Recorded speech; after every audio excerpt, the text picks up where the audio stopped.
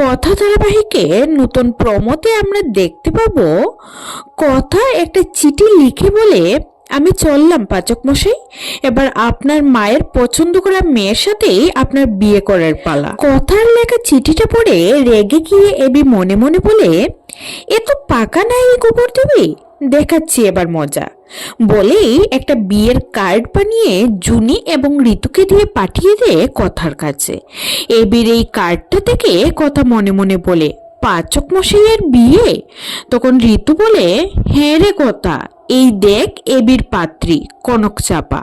ছবিটা দেখে কথা রেগে গিয়ে বলে, বিয়ে করা? দাঁড়া দেখাচ্ছি মজা বলেই ছুটে যায় গুহবাড়ি।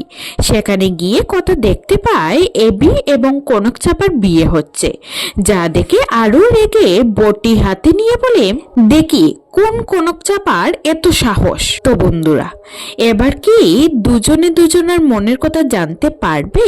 এক হবে কি কথা এবং এবি? তোমাদের কি মনে হয়?